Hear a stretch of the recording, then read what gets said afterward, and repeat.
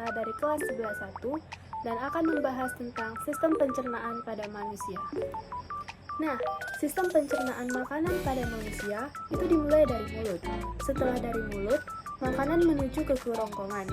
Kerongkongan itu adalah saluran berbentuk tabung sepanjang 20 cm yang menghubungkan rongga mulut dengan lambung.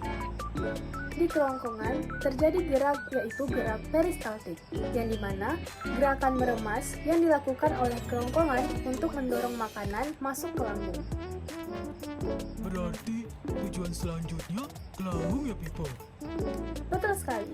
Lambung merupakan organ yang paling elastis di dalam sistem pencernaan manusia. Lambung berbentuk seperti kantong yang terletak di rongga perut kiri atas.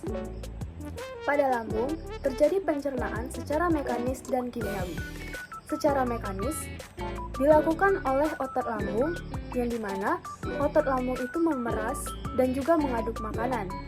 Secara kimiawi, dilakukan oleh kelenjar lambung yang dihasilkan oleh getah lambung. Getah lambung mengandung 3 enzim, yaitu enzim pepsin, renin, dan asam klorida atau asam HCl. Enzim pepsin berfungsi untuk mengubah protein menjadi pepton. Enzim renin berfungsi untuk mengendapkan protein susu dan mengubah menjadi kasein. Dan asam klorida atau HCl berfungsi untuk mengasamkan makanan dan membunuh kuman yang ada bersama makanan. Nah, habis ini makanan kita pergi ke toilet ya? Hihi. Jawabannya belum, karena dari lambung, makanan harus dicerna dulu di usus halus. Usus halus merupakan usus terpanjang yang ada di saluran pencernaan loh, karena panjangnya bisa mencapai 6-7 meter. Dan juga pada usus halus terdapat cairan khusus yang dapat melancarkan sistem pencernaan makanan. Oh iya, usus halus ini terdiri dari 3 bagian. Yang pertama, duodenum atau usus 12 jari. Yang kedua, jejunum atau usus kosong. Dan yang ketiga, ileum, usus penyerap. Usus 12 jari, atau disebut juga dengan duodenum, memiliki panjang sekitar 25 cm. Duodenum ini mencerna makanan dengan bantuan pankreas dan getah empedu. Asam pankreas dihasilkan oleh kelenjar pankreas dan mengandung enzim-enzim berikut. Yang pertama, amilase berfungsi untuk mengubah zat tepung atau amilum menjadi gula ataupun glukosa. Yang kedua, tripsin, yaitu mengubah pepton menjadi asam amino. Dan yang ketiga, lipase mengubah lemak menjadi asam lemak ataupun gliserol.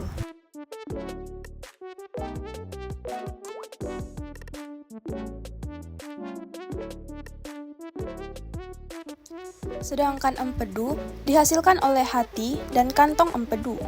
Empedu berfungsi untuk mencerna lemak, dan selanjutnya, jejunum terletak di antara duodenum dan ileum.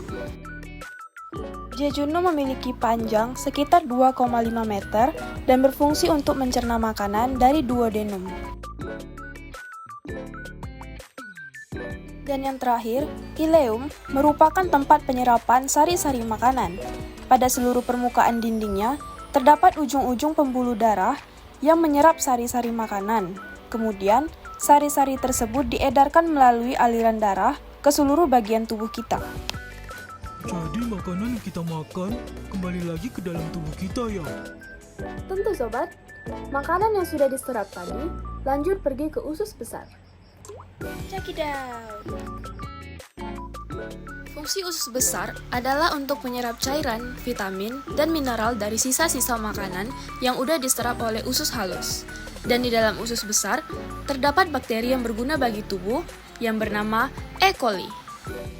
Organ terakhir yang disebut dengan rektum adalah ujung muara usus besar yang berfungsi sebagai tempat penyimpanan feses sementara. Saat rektum terisi feses, maka saraf akan memberikan respon ke otak yang menimbulkan rasa ingin buang air besar. Anus adalah lubang di bawah bokong sebagai tempat keluarnya feses dari tubuh. Jadi, seperti itulah pencernaan pada tubuh kita. Terima kasih telah menonton. Bye.